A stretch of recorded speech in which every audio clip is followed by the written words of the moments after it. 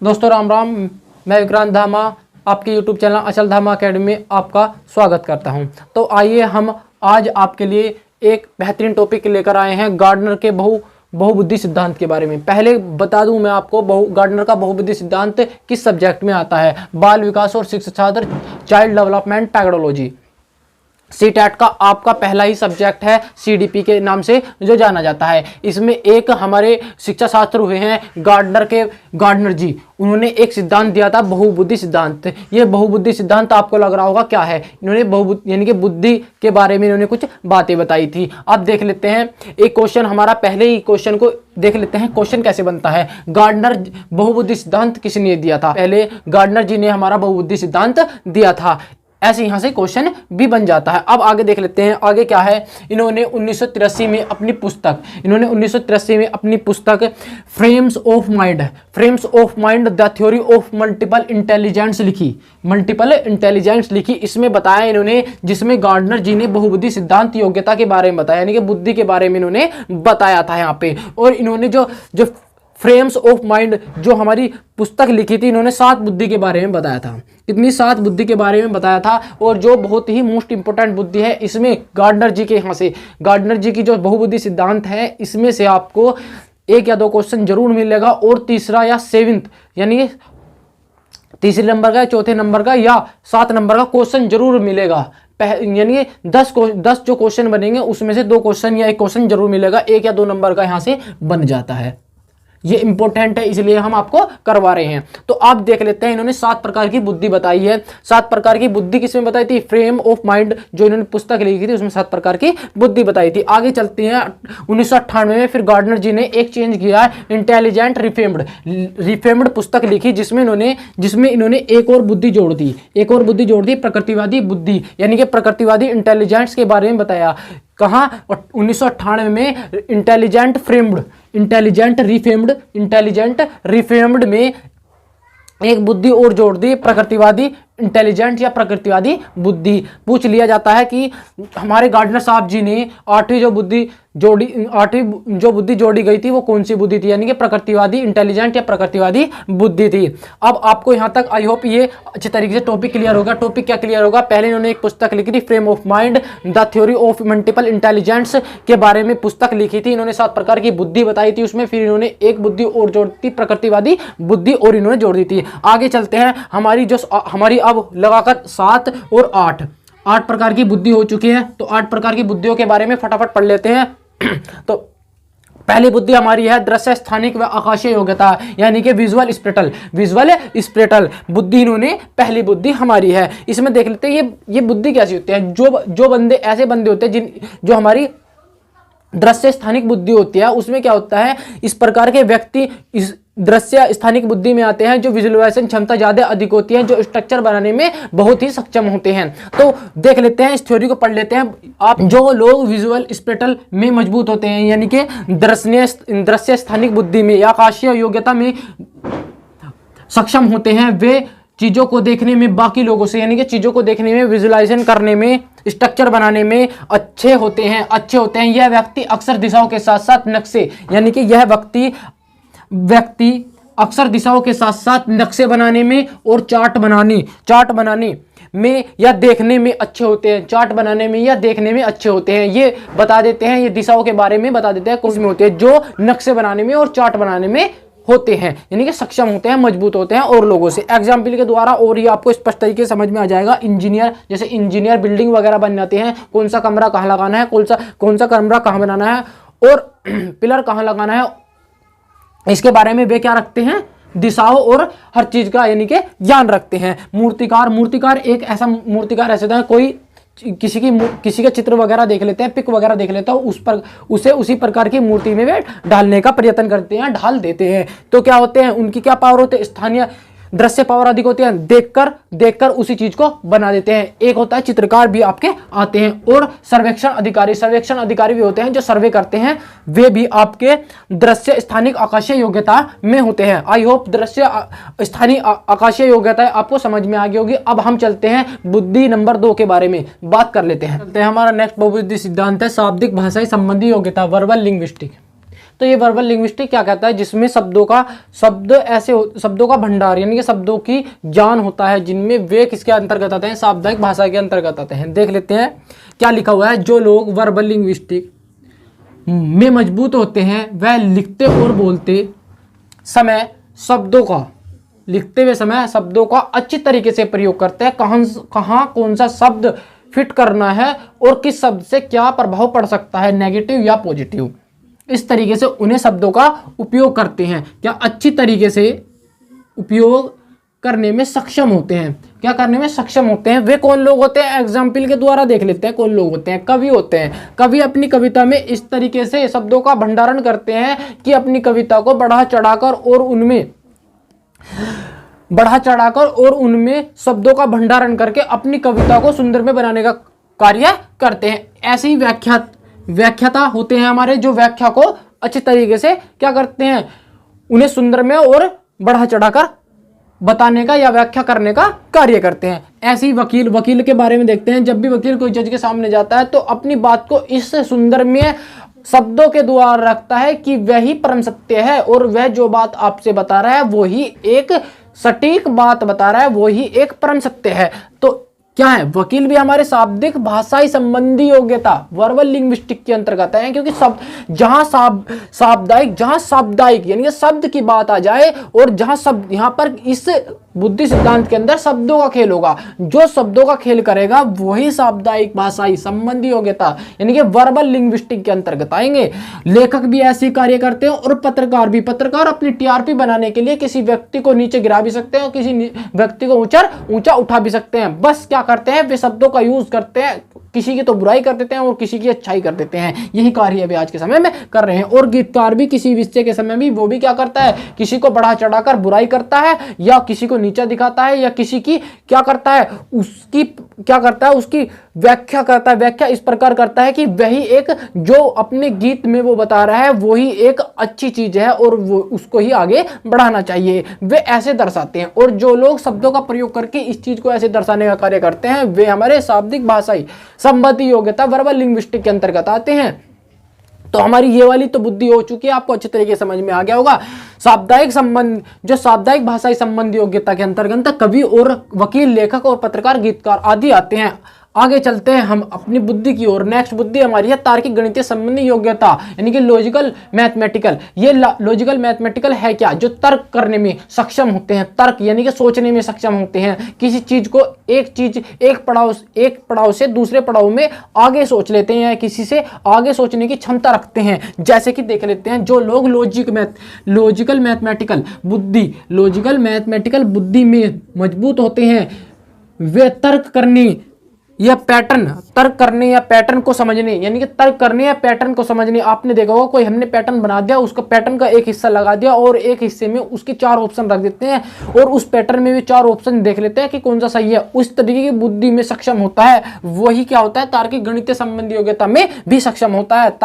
आगे चल लेते हैं। और तार्किक रूप में समस्याओं का विश्लेषण करने में संभव होता है। तार्किक रूप में समस्याओं का विश्लेषण, कोई क्वेश्चन देते हैं मैथमेटिक्स में, उसमें क्या करेगा, या तो वो एक्स क्या करेगा, माना एक्स या लेट एक्स कर लेगा और क्या है, दोनों एक्स वाई की वैल्यू निकाल लेगा। कुछ क्वेश्चन ऐसे भी होते हैं कि उन्हें एक स्टेप आगे सोचना पड़ता है, अगर इस विधि से हम या इस मेथड से कार्य करेंगे तो हम उस आंसर तक पहुंच सकते हैं।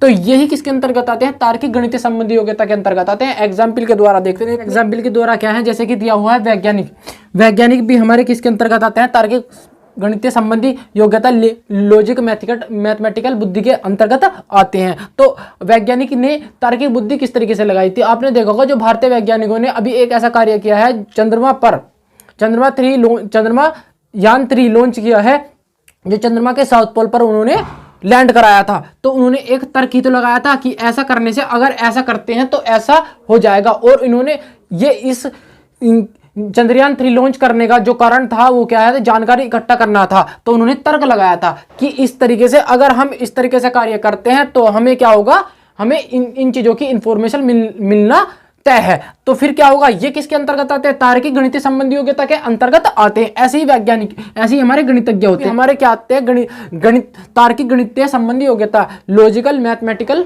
के अंतर्गत आते हैं। तो ये हमारा तीसरा बहुबुद्धिय। अब चलते हैं चौथे बहुबुद्धिय सिद्धांत पर।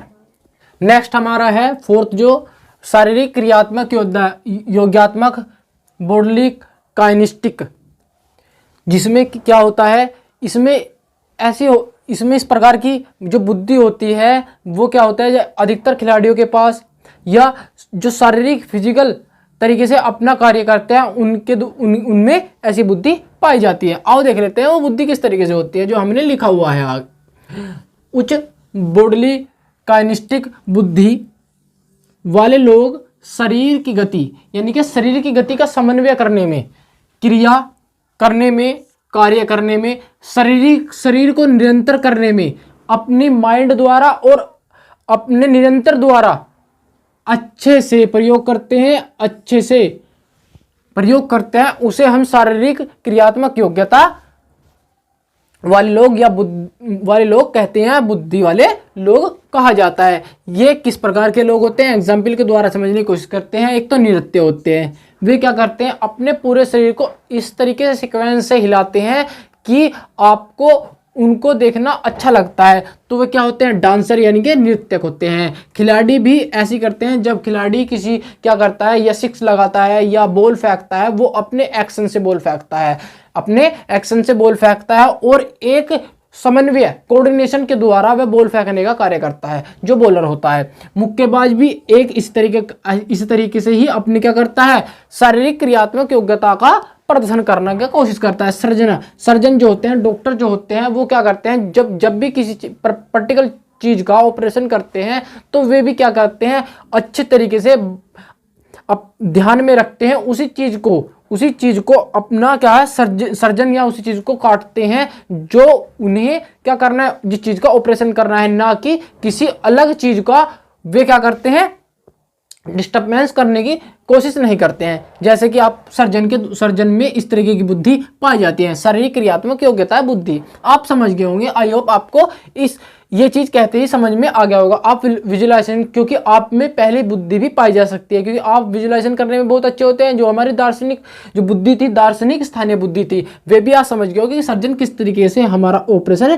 करता है। आपने फोन वगैरह में भी देखा होगा। तो अब चलते हैं हम क्या, तैराक भी अपनी बॉडी को जो इस तरीके से पानी में बॉडी को करता है कि वे आगे अपना तैर सके, स्विमिंग कर सके। पायलट भी इस तरीके से एरोप्लेन को उड़ाता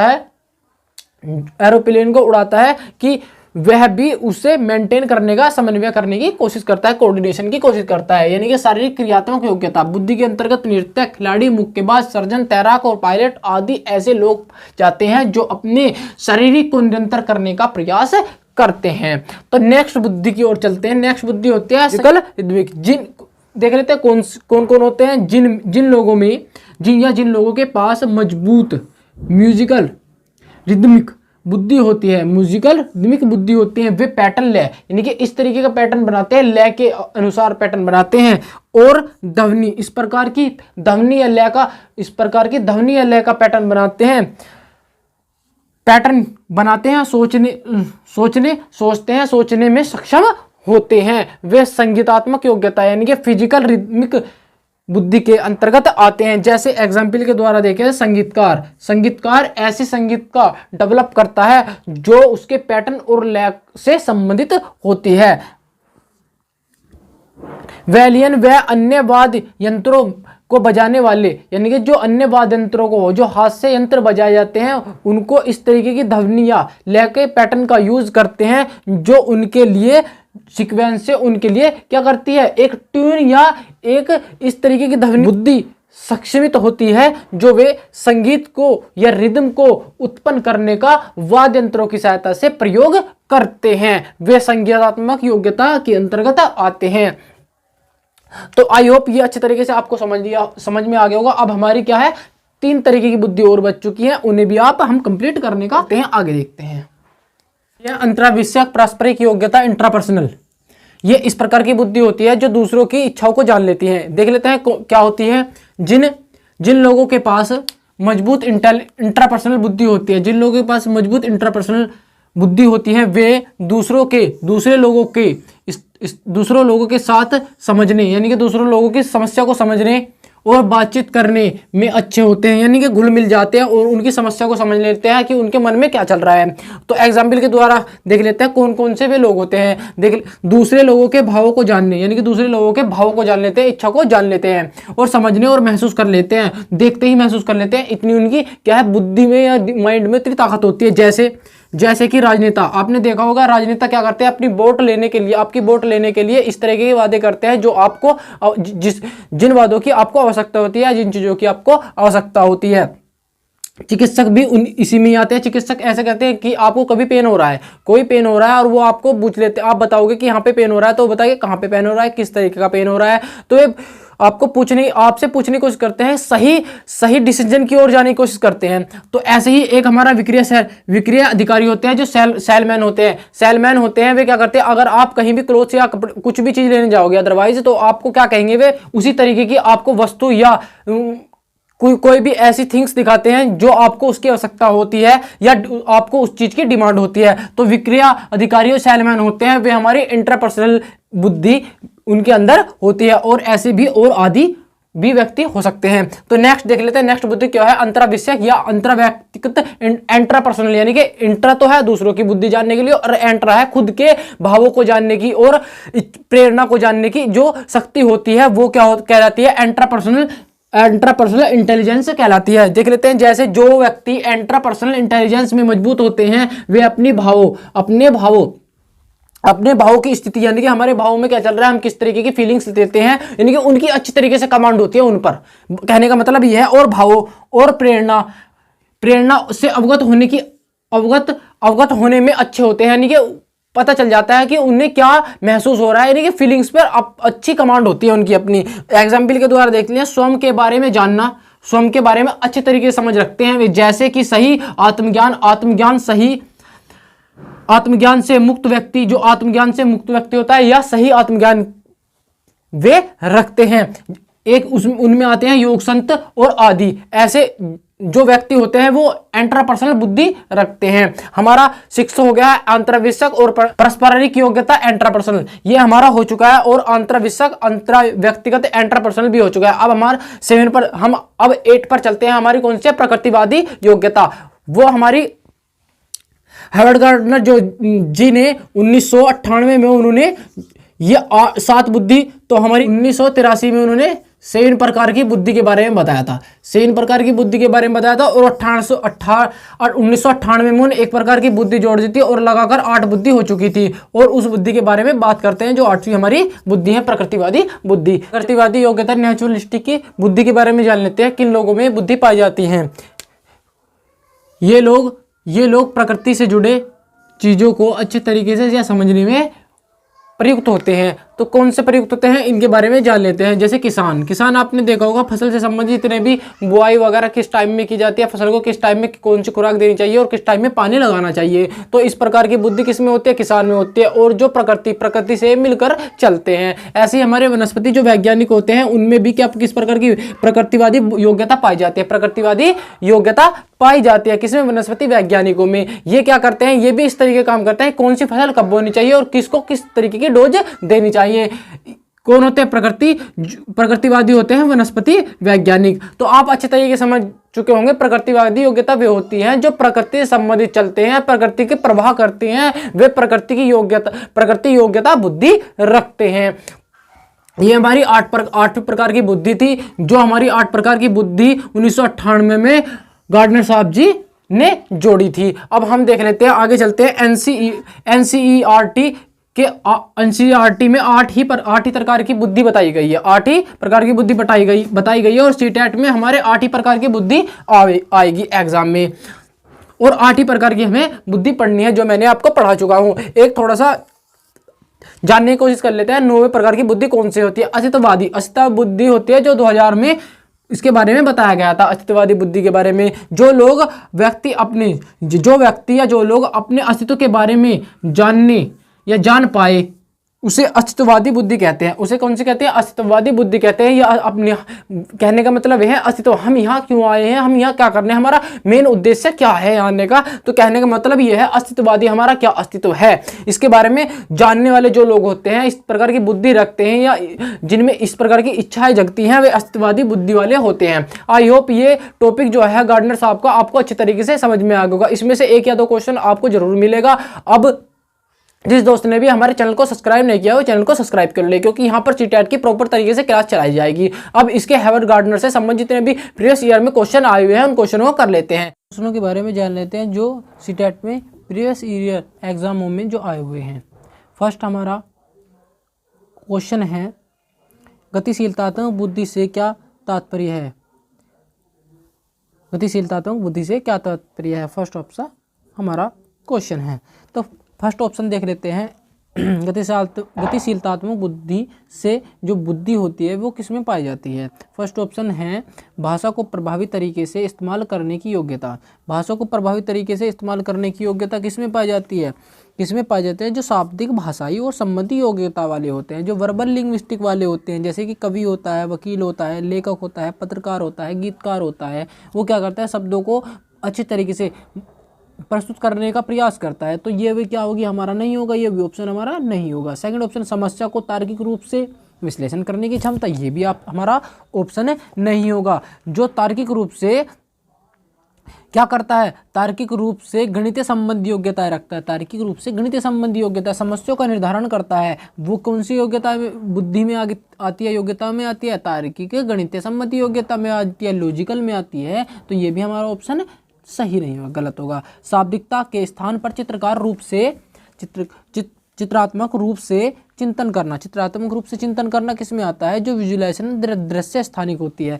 तो ये भी हमारा क्या होगा? गतिशीलतात्मक बुद्धि में नहीं आएगा। तो फोर्थ ऑप्शन की ओर चलते हैं। दृढ़ शारीरिक योग्यता व समन्वय होना है, यानी कि शरीर के साथ साथ अपने शरीर की योग्यता के साथ साथ उसमें समन्वय की या कोऑर्डिनेशन की क्षमता जो रखता है वो किस में होता है? वो हमारा गतिशीलतात्मक बुद्धि से संबंधित तात्पर्य रखता है या बुद्धि में आता है। तो हमारा ऑप्शन कौन सा हो जाएगा? हमारा ऑप्शन 4 ऑप्शन हमारा राइट हो जाएगा।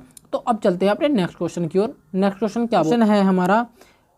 अनीता वैचारिक कौशल जैसे कि कारण प्रभाव संबंध का इस्तेमाल होने वाली पहली और समस्याओं को काफ़ी अच्छी तरह सुलझाती है, यानी कि समस्या को सुलझाने का कार्य करती है। कौन? अनीता। हार्वर्ड गार्डनर के बहुपदी सिद्धांत के अनुसार अनीता के पास उच्च स्तर की बुद्धि है। डैश बुद्धि है। तो कौन सी बुद्धि है? जो वो सुलझाने का कार्य करती है। किसका कार्य करती है? पहली को सुलझाने का कार्य करती है और समस्या को भी समाधान करने का कार्य करती है। तो ऐसी बुद्धि किस में आती है? तार्किक किस में आती है? तार्किक गणितीय बुद्धि योग्य, जो तार्किक गणितीय योग्यता वाली बुद्धि होती है उसमें आती है। तो हमारा फर्स्ट ऑप्शन जो होगा हमारा राइट हो जाएगा। संगीतीय बुद्धि किस में आती है? जो संगीत में जो वाद्य यंत्रों का यूज करके संगीतीय योग्यता या बुद्धि का प्रदर्शन करते हैं वो किस में आती है? वो हमारी संगीतीय योग्यता में आती है। नेक्स्ट हमारा है, तो हमारा सेकंड ऑप्शन भी गलत हो जाएगा। थर्ड ऑप्शन देख लेते हैं। थर्ड ऑप्शन क्या? शारीरिक गति या संवेग। जो शारीरिक गति है संवेगी बुद्धि आती है, जो शरीर से संबंधित जो कार्य करते हैं, कार्य करने की क्षमता होती है, योग्यता होती है, उस प्रकार की बुद्धि में आती है, जो आपने फर्स्ट क्वेश्चन अभी देखा होगा। तो हमारा थर्ड ऑप्शन भी गलत हो जाएगा। अंतः व्यक्तिगत बुद्धि जो होती है वो दूसरे की इच्छाओं को जानने का जो बुद्धि होती है वे क्या होती है? अंतः व्यक्तिगत बुद्धि होती है। दूसरों की इच्छा को जानने की जो बुद्धि होती है, दूसरों के भावों को जानना, समझना या महसूस करना, जैसे राजनेता हुआ, चिकित्सक हुआ, क्रिया अधिकारी जैसे बोलते हैं, सेलरमैन बोलते हैं, सेलमैन बोलते हैं, उसमें पाई जाती है। तो हमारा ऑप्शन ये भी गलत हो जाएगा। तो हमारा ऑप्शन कौन सा हो जाएगा? फर्स्ट ऑप्शन हमारा सही हो जाएगा। तो हमारा फर्स्ट ऑप्शन सही हो चुका है। अब हम चलते हैं नेक्स्ट क्वेश्चन की ओर। नेक्स्ट क्वेश्चन क्या कह रहा है इसे देख लेते हैं। नेक्स्ट क्वेश्चन में हमारा है हार्वर्ड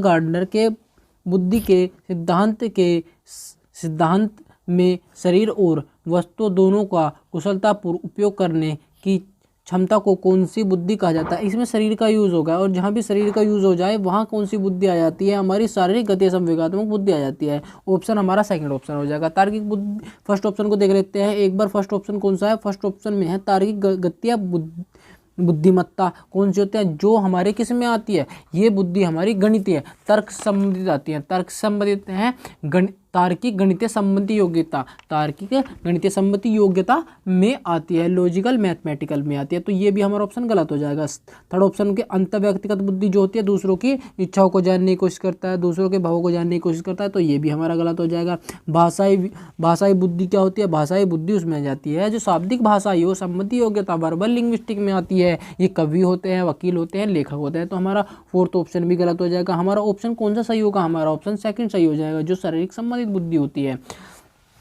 तो ऑप्शन सेकंड हमारा सही हो जाएगा। अब चलते हैं अपने नेक्स्ट क्वेश्चन की ओर, जो सीटेट में प्रीवियस ईयर में पूछे गए क्वेश्चन हैं। क्वेश्चन क्या है, क्वेश्चन हमारा है दृश्य स्थानिक बुद्धि में क्या शामिल है, में क्या शामिल है,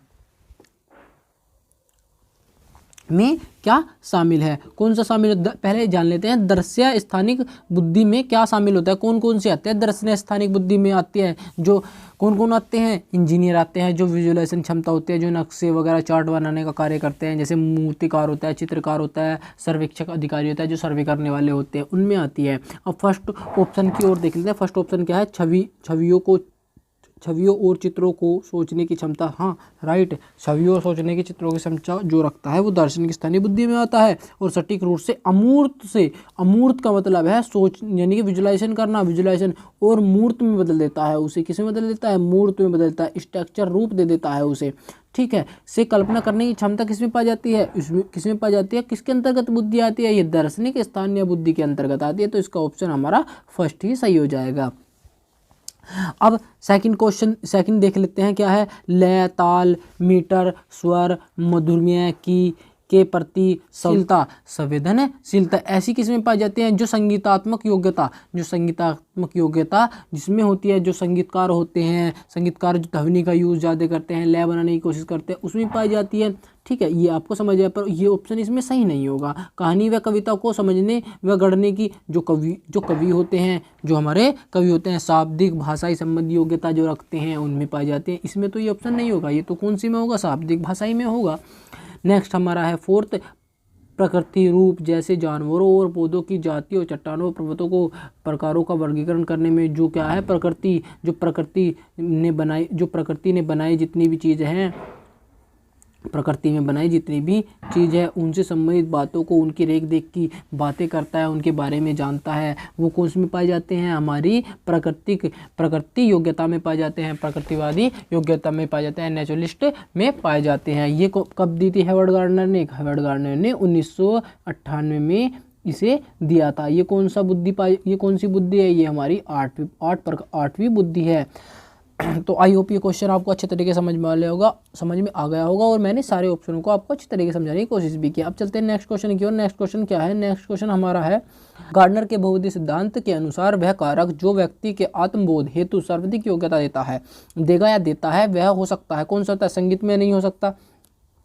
क्यों नहीं हो सकता, ये तो लय वगैरह या ध्वनि वगैरह पर निर्धारित होता है, आध्यात्मिक भी नहीं होता है। और हमारा भाषा विषयक जो शब्दों का अर्थ, शब्दों को पहचान करना जानते हो, शब्दों का सही महत्व जानता है, ये भी नहीं होगा। अंत्य व्यक्तिगत वे होते हैं जो दूसरों के भावों को आत्मा का बोध कर लेते हैं, दूसरों की बातों को जान लेते हैं, वे क्या कहलाते हैं, अंत्य व्यक्तिगत लोग कहलाते हैं। तो इसमें हमारा ऑप्शन डी ऑप्शन हमारा सही हो जाएगा। तो अब चलते हैं नेक्स्ट क्वेश्चन की ओर। नेक्स्ट क्वेश्चन हमारा है, बहुबुद्धि के सिद्धांत के संदर्भ में एयरफोर्स पायलट बनाने के लिए निम्नलिखित में से कौन सी बुद्धि आवश्यक है, पायलट जो होता है, पायलट हम जिसे बनाते हैं एयरफोर्स का, जो एरोप्लेन वगैरह या जेट प्लेन वगैरह चलाते हैं, तो ये किसके अंतर्गत आते हैं, इनमें जिन्हें हम ये डेवलप करते हैं, ये कौन सी बुद्धि रखते हैं, ये किस प्रकार की बुद्धि रखते हैं। अब इनके बारे में देख ले, मैंने आपको बता रखा है कि अंत व्यक्तिगत बुद्धि होती है जो दूसरों की बातों को जानने का कोशिश करता है, तो ये वाला भी हमारा नहीं होगा। भाषा बुद्धि जो भाषा का ज्ञान रखता है, ये वाला भी हमारा नहीं होगा। अंतरा व्यक्तिगत बुद्धि भी होती है जो दूसरों की बात,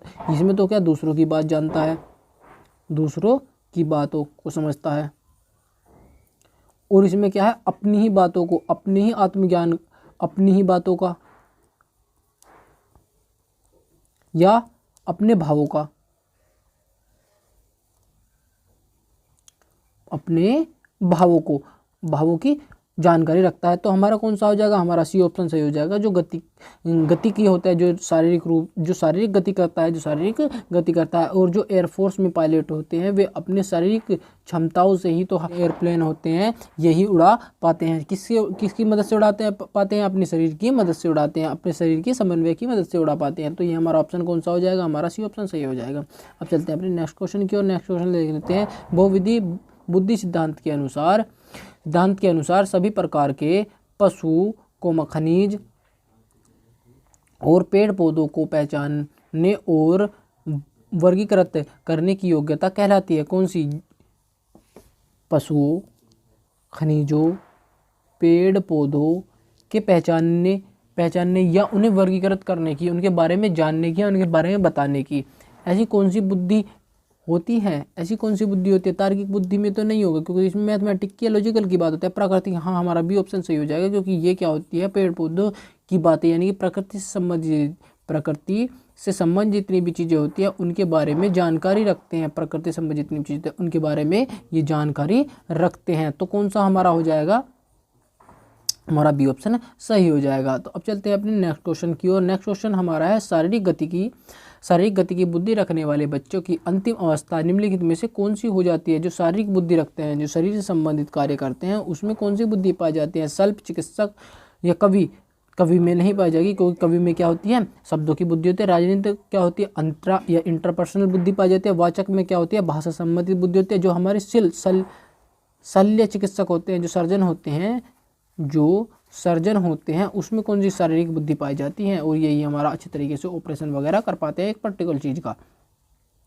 नेक्स्ट क्वेश्चन की ओर चलते हैं। नेक्स्ट क्वेश्चन हमारा है, हार्वर्ड गार्डन का बहुबुद्धि सिद्धांत सुझाता है कि ये सुझाव दिए गए हैं हमारे 4 ही, इसमें से कौन सा सुझाव आपको सही लगेगा जो हार्वर्ड गार्डनर द्वारा दिया गया था? फर्स्ट सुझाव है, हर बच्चे को प्रत्येक विषय 8 भिन्न तरीकों से पढ़ाया जाना चाहिए, यानी कि 8 सब्जेक्टों को भिन्न तरीकों से पढ़ाना चाहिए ताकि सभी बुद्धि विकसित हमारी विकसित हो सके। नेक्स्ट हमारा है, बुद्धि को केवल बुद्धि IQ परीक्षा से ही निर्धारित किया जा सकता है। सी है हमारा, शिक्षक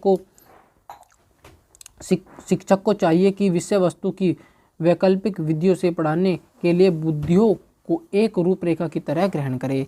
डी है हमारा, क्षमता जो होती है वो भाग्य है और एक अवधि के भीतर ही बदलती है। क्या एक अवधि के भीतर बदलती है? ये जो क्वेश्चन है आपका होमवर्क के रूप में मैं आपको दे रहा हूँ, इसे आपको कमेंट बॉक्स में कमेंट करके ज़रूर बताना है।